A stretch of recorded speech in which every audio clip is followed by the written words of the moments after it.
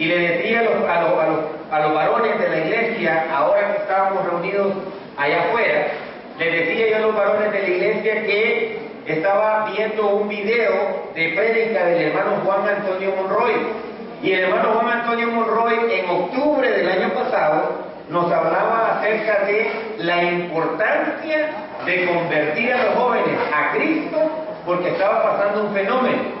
El fenómeno que se estaba dando, decía el hermano Juan Antonio Monroy, era que los jóvenes convertidos o los jóvenes que nacían en la iglesia se estaban yendo al mundo, y los que estaban en el mundo no se estaban convirtiendo a Cristo. Ponga atención a esto, que los jóvenes de nuestra congregación se estaban convirtiendo al mundo, y los que están en el mundo no se están convirtiendo a Cristo.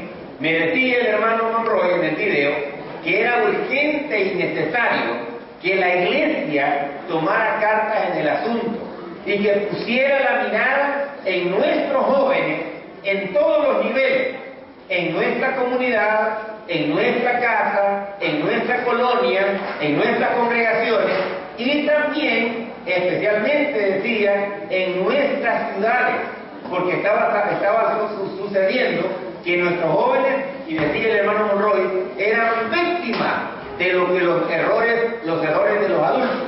¿Y cómo es que los jóvenes se vuelven víctimas de los errores de los adultos? Cuando nosotros encontramos que los sistemas creados por el hombre, las leyes de los hombres, los gobiernos de los hombres, de una manera u otra, están haciendo leyes o situaciones que afectan más a los jóvenes que a los viejos. A ver, hermano, ¿cómo es eso? Por ejemplo, ahorita en El Salvador hay una nueva ley y se está regresando de nuevo al servicio militar obligatorio. Pero el hermano Monroy decía, ¿quiénes heredaron la guerra? Hemos tenido una primera guerra mundial, una segunda guerra mundial, y ahora que hay rumores de guerra. ¿Y quiénes son los que van a ir a la guerra? ¿Quiénes van a ir a la guerra? Los jóvenes. Los jóvenes. No son los niños, no son los adultos, son los jóvenes los que han de ir a la guerra. ¿Y quiénes son los culpables de esa situación? Los adultos. Es ahí donde nosotros vemos la necesidad entonces de que cada hermano adulto pueda estar evangelizando, en primer lugar, su casa, en segundo lugar, su comunidad, y en tercer lugar, oiga bien, nuestra ciudad. Hablábamos el domingo anterior acerca de Hechos capítulo 8, y ahora yo quiero que leamos Hechos capítulo 9, y que usted pueda entender, hermanos, que necesitamos estar evangelizando día a día, todos los días. Que usted mismo sea una persona que esté evangelizando. Yo no sé si usted entiende cuando canta ciertos cantos, como el canto 171. Hay una parte de la estrofa que nosotros cantamos y que de repente usted canta, pero que de repente no entiende. Usted debe pedirle a Dios, Señor, dame sabiduría. Mire lo que dice el canto, el canto 171 en la estrofa número 3. De la tierra vamos siempre a hacer la sal. ¿Qué vamos a hacer de la tierra? ¿Qué vamos a hacer en la tierra? Mire lo que está diciendo. De la tierra nosotros vamos a hacer la sal. Usted y yo necesitamos ser sal. Pero sal para dar ¿qué? Sabor. Sal para dar ¿qué? Sabor. Usted y yo necesitamos ser la sal para dar sabor. Entonces Dios nos está llamando que usted y yo, donde estemos, seamos la sal. Pero la sal para dar sabor. Oiga bien, es por eso que hemos visto la necesidad de estar hablando del plan de salvación y de que los jóvenes y los adultos puedan ser tocados por parte de Dios, y que la palabra de Dios, como leíamos el día jueves en Filipenses 2:13, que Dios ponga el querer como el hacer. ¿Quién debe poner el querer como el hacer? Dios. Dios, te pido por mi hija, por mi hijo, por mi nieto, por mi bisnieto, Señor, dale en el corazón de ellos, pon en el corazón de ellos el querer como el hacer. Hermano, es que esos muchachos no vienen al templo, a la congregación, a la reunión. Ore por ellos. ¿Cuántos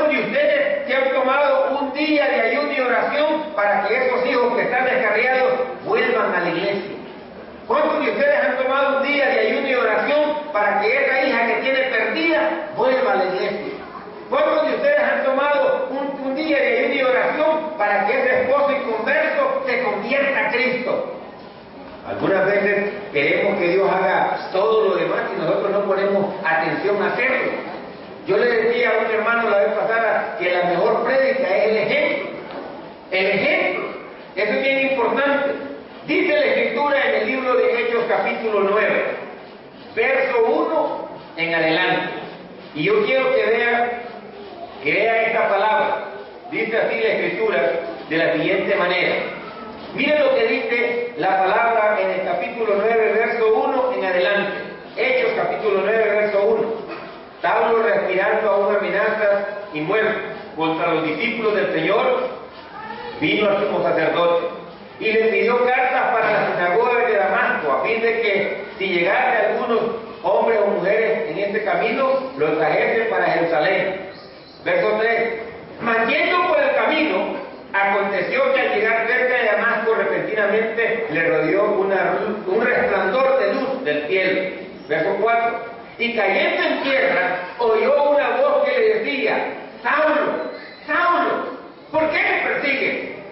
Y él dijo: ¿Quién eres, Señor? Y él le dijo: Yo soy Jesús, a quien tú persigues. Dura cosa te es dar goces contra el aguijón. Y él, temblando y temeroso, dijo: Señor, ¿qué quieres que yo haga? Me llamó esta porción, mire, me quedo en esta porción ahí, hago un punto ahí y me detengo. Pablo es un perseguidor de la iglesia, Saulo es un perseguidor de la iglesia. Saulo estuvo presente cuando se mató a Esteban. Saulo estaba tirando las piedras cuando estaba ahí Esteban muriendo.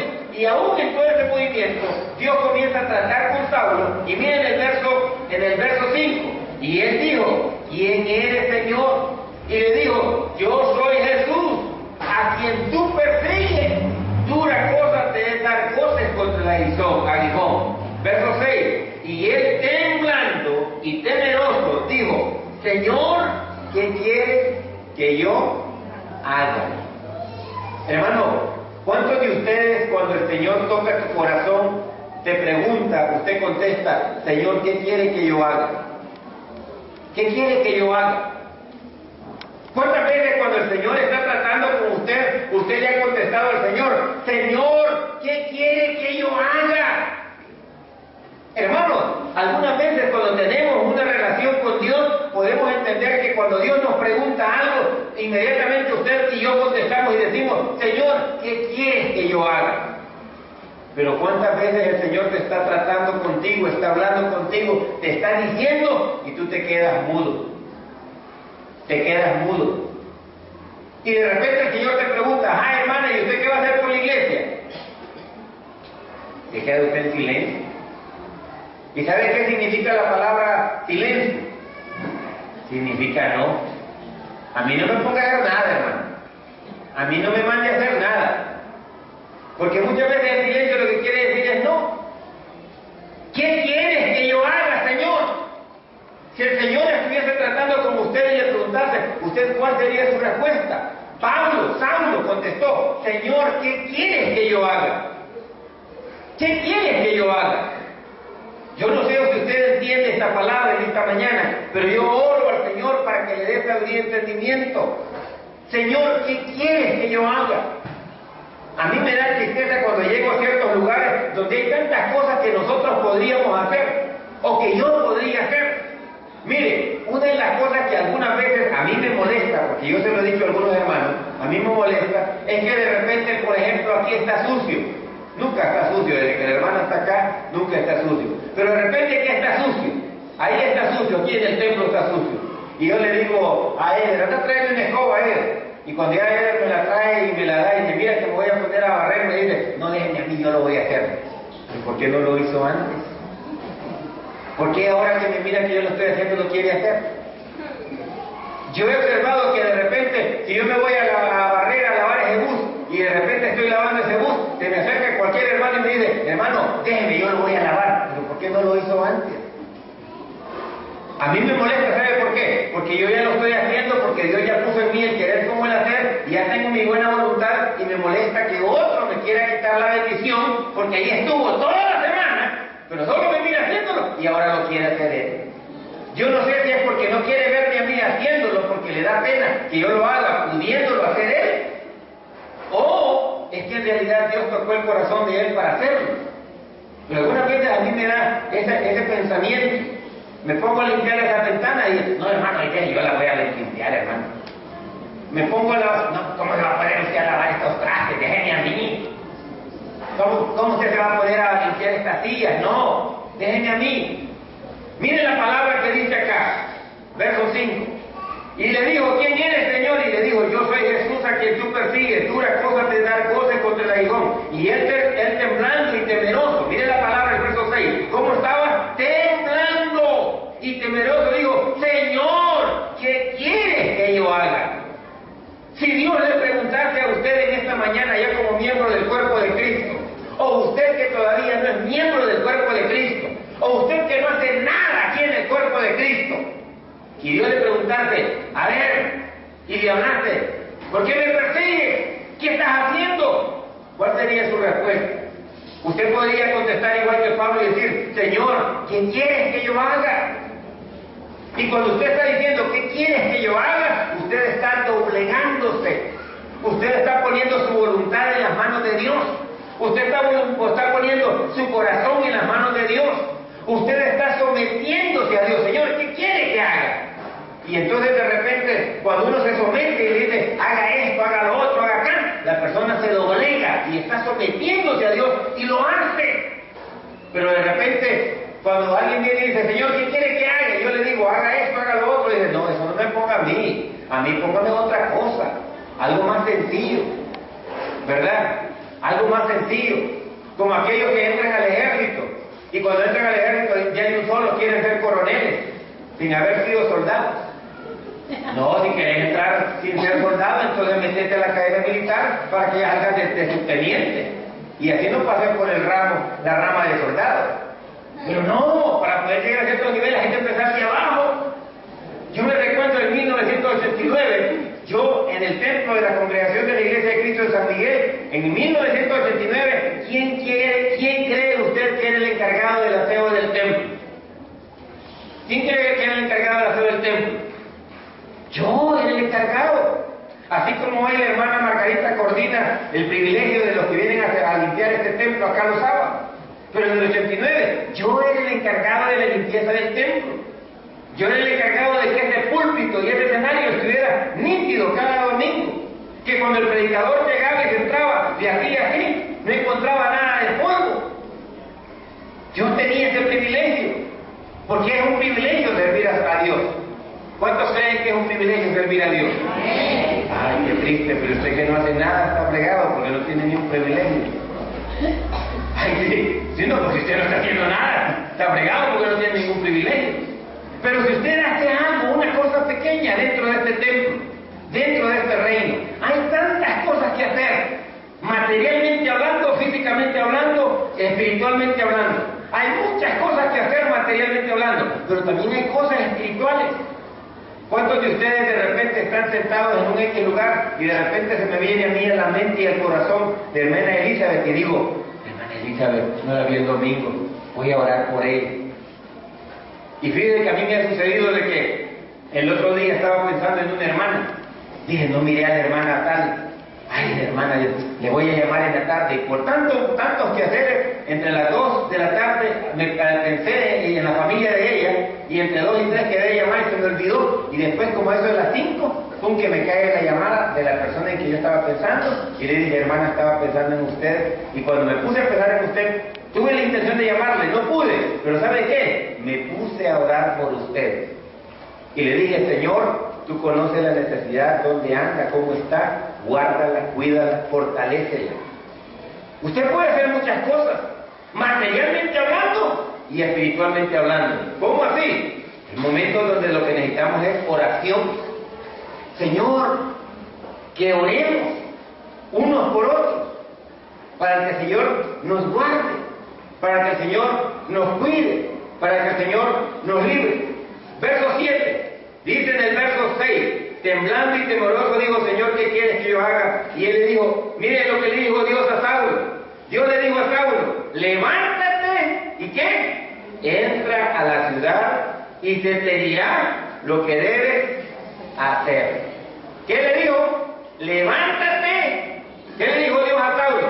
Saulo preguntó: Señor, ¿qué quieres que yo haga? Y el Señor le dijo: levántate y entra a la ciudad y se te dirá lo que debes hacer. ¿Qué tiene que hacer usted? Si el Señor le dice: a ver, y usted le contesta al Señor: ¿qué quieres que yo haga, Señor? El Señor le dice: levántate. O sea que el Señor ya miró que está sentado, haciendo nada. Usted se ha fijado en la gente que se va a ciertos lugares, al Parque Central, a matar el tiempo. Sí, yo de vez en cuando me voy al Parque Central, ¿sí? Pero yo por curioso que soy, ¿va? Y me voy y me siento y comienzo a ver cómo camina todo el mundo ahí.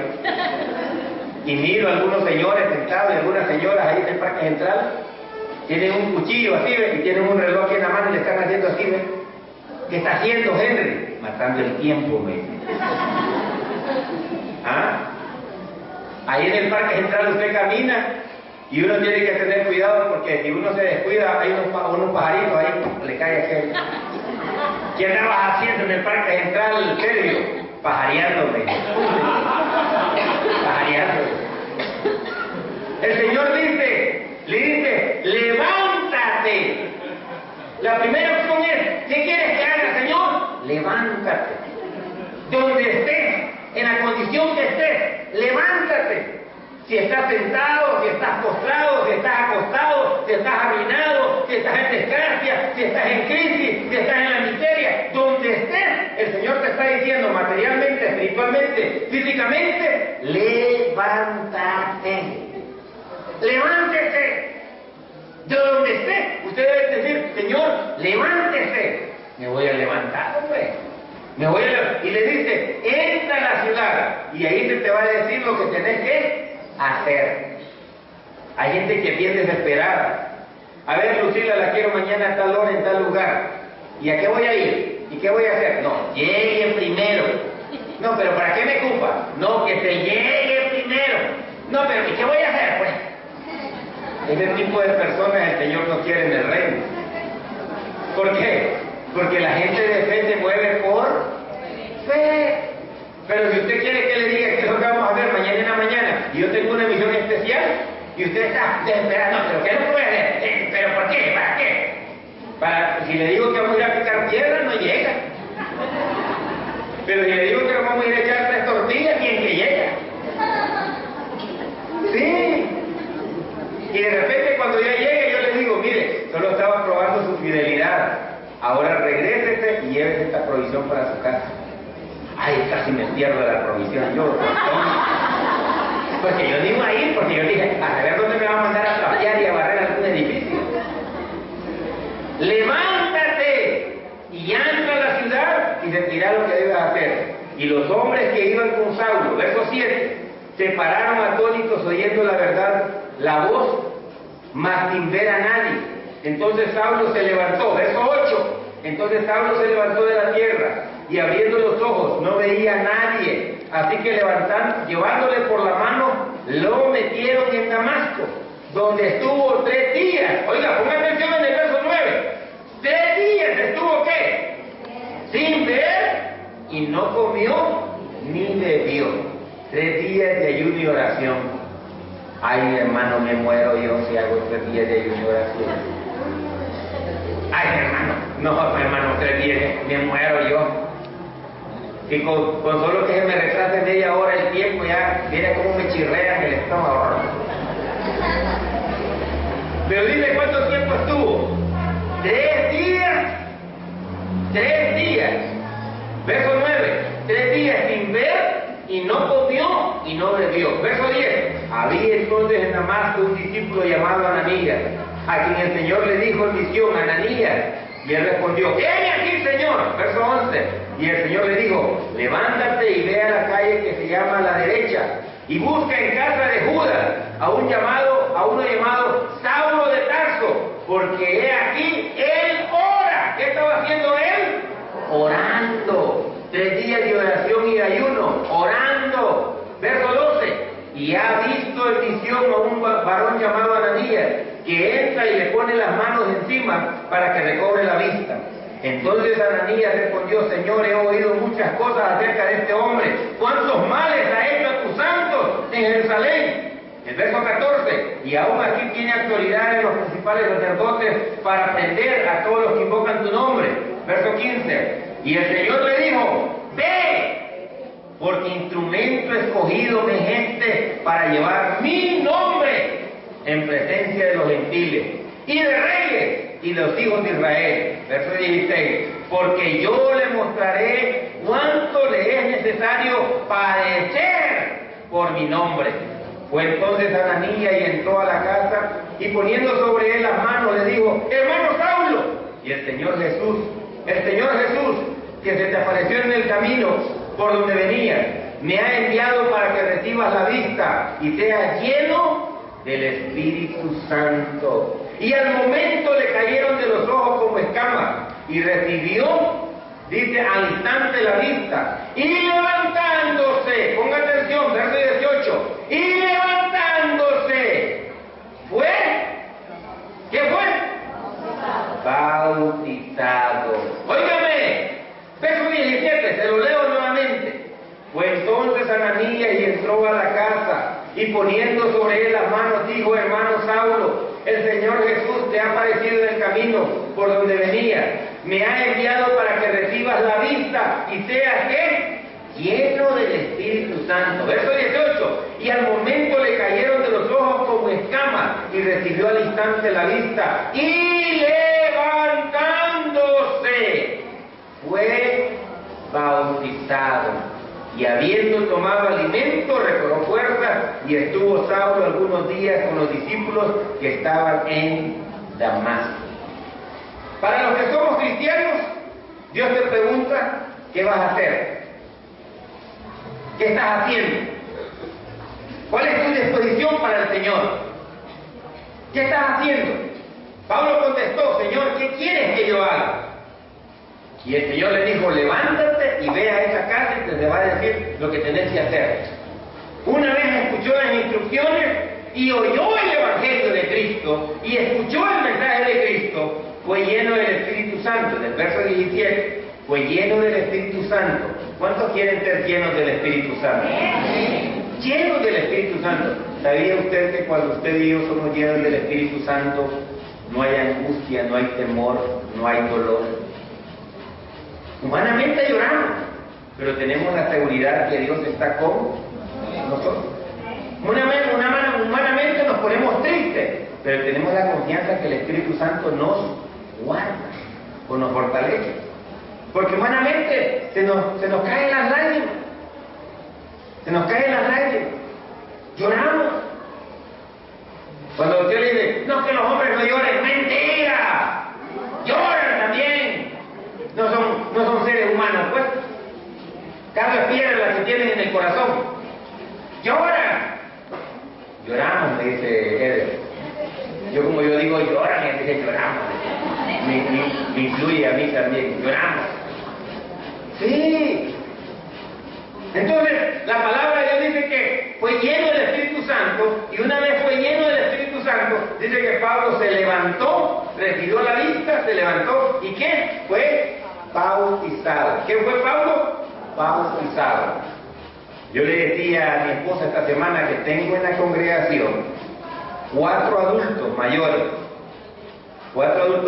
y algunos jóvenes aquí adultos de 30 que todavía no han recibido el bautismo en agua para perdón de pecados. No se puede entrar al cielo sin el bautismo en agua para perdón de pecados. Pablo se bautizó después que recibió el Evangelio. Hermanos, que yo lo hice cuando estaba chiquito, eso no vale. Está ahora grande, con entendimiento. Sí. No, hermano, pero que yo estaba allá en tal lugar, aquí allá no. ¿Por qué, para qué o cómo lo hizo? El bautismo en agua para perdón de pecados es indispensable y necesario para recibir a Cristo. Reconociendo que Cristo murió, fue sepultado y resucitó. Cristo murió, fue sepultado y resucitó. Morimos al mundo, somos sepultados en las aguas del bautismo para perdón de pecados, en el bautismo en agua para perdón de pecados, y venimos a vida nueva. Pablo dice, si alguno está en Cristo, nueva criatura es. Las cosas viejas pasaron y aquí todas son hechas nuevas. Por eso me da a mí no sé qué, cuando se me acerca Henry y me dice, hermano, ¿y usted qué signo es? ¿Qué? Sí, ¿qué signo es? ¿Por qué? Es que le quiero leer aquí en el periódico.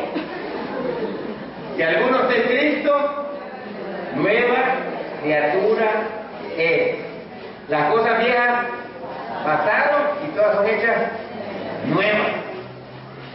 El otro día que entré a la casa de la hermana Rosa, yo como bien curioso, me entré y tantito vio que cerré la puerta, y tantito que cerró la puerta, miré que tenía una herradura ahí colgada. Y yo, ay, esa herradura, le dije, hermano, del caballo que yo tenía, y no le recuerdo, me ha quedado. No, hay hermanos que todavía no han entendido que algunos de Cristo, nueva criatura es. Las cosas viejas pasaron. Hay que saber pedirle a Dios que le dé sabiduría y entendimiento.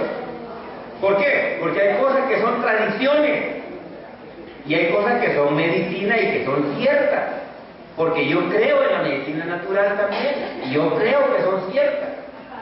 Pero hay que saber distinguir entre ciertas tradiciones o creencias y entre ciertas cosas que son verdaderas, pero entendiendo que Cristo reina en nuestro corazón.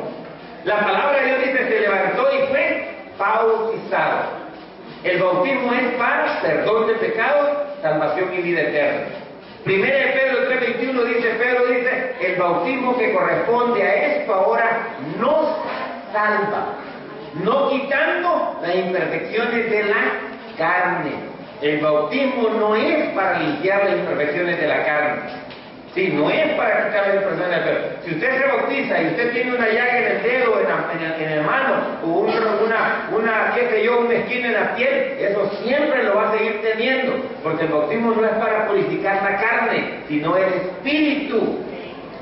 Así que hay que saber entender. Pablo lo entendió y recibió el mensaje del Evangelio. Y entonces, ¿qué hizo? Se levantó y fue bautizado. Cristo mismo nos dio un ejemplo del bautismo. Cuando estaba en el Jordán, Juan el Bautista, y entonces venía Cristo en obediencia, y viniendo en obediencia, Juan lo vio. Y cuando Juan lo vio, le dice, hombre, ¿cómo yo te voy a bautizar a vos? Y vos deberías bautizarme a mí. Y Cristo le dijo, no, tenemos que cumplir la voluntad del Padre. Y fue, y lo llevó ¿a dónde? Al Jordán. ¿Por qué? Porque el bautismo significa en griego sumergir, zambullir, hundir. Por eso Cristo vino al río Jordán y recibió el bautismo en obediencia, como un ejemplo para nosotros. Ya Pedro dice en Hechos 2:38, arrepiéntanse y bautícese cada uno de vosotros en la autoridad de Jesucristo para el perdón de los pecados. Cristo dice en el Mateo 28:19, vayan y hagan discípulos, bautícelos en el nombre del Padre, del Hijo y del Espíritu Santo. Y van a tener el perdón de pecados y van a recibir el don del Espíritu Santo. Este es un acto de fe. En el bautismo hacemos el simbolismo de la muerte, la sepultura y la resurrección de Cristo. Es un acto de fe. Por fe lo hacemos. Y vuelvo y repito, lo había dicho hace 3 domingos, lo había dicho. El bautismo es para salvación, para perdón de pecados, para salvación y vida eterna. Y lo repito, no es el agua la que te salva. No es si es en un río o es una fila, no. No es si es en el mar o es en una fuente o es en un pozo, no. Si es en un bautisterio, no es el agua. Y también decía que no es la persona que te zambulle la que te salva, o el que te está bautizando, no es la persona. No porque fue fulano de tal, es que ese bautismo es más santo o es más salvador, no. Lo que salva es la obediencia, La obediencia. La obediencia en fe. Creer que Cristo murió, fue sepultado y resucitó. Por eso Marcos 16 dice, el que creyere y fuere bautizado será salvo. Hermano, y después del bautismo, ¿qué sigue? Perseverar hasta el fin. ¿Qué sigue después del bautismo? Perseverar hasta el fin. ¿Y cuándo es el fin, hermano? El fin es, o Cristo viene a llevar su iglesia, este es el fin. O Cristo viene a llevar su iglesia, o el ángel de la muerte viene a llevar su espíritu hoy. ¿Y es el fin de su vida? Aquí, el fin. O Cristo viene a llevar su iglesia, o el ángel de la muerte viene a recoger su espíritu. Hermano, hay un ángel de la muerte y hay un ángel de la muerte. ¿Cuándo aparece el ángel de la muerte? Cuando la persona ya está lista para partir. Sí, hay muchos actores que tienen mucha creatividad. Yo miré una película mexicana hace como unos 15 años, me da risa, pero es cierto que algunos tienen creatividad. Dicen que cuando una persona estaba enferma, aparecía el ángel de la muerte al lado de los pies del fulano que se iba. La creatividad. Entonces aquel cuando miraba que el ángel estaba al lado de los pies, le daba vuelta y lo ponía para el lado de la cabeza. Y se ponía el ángel al otro lado y le daba vuelta al otro lado. Y la película se llamaba Luchando con la muerte. Porque es cierto, el ángel de la muerte existe. Cuando una persona cristiana o no cristiana, más que los cristianos, van a ir a la presencia del Señor, el ángel de la muerte viene y nos lleva a ese lugar que Dios tiene preparado para cada uno de nosotros. Si hicimos cosas buenas y obedecimos el Evangelio, hay un lugar donde está Abraham y Lázaro, y todos los que hemos recibido el bautismo en agua, en obediencia, y aquellos que nunca obedecieron de Cristo ni nunca guardaron la palabra, hay un lugar para ellos también. Eso es verdadero, es cierto.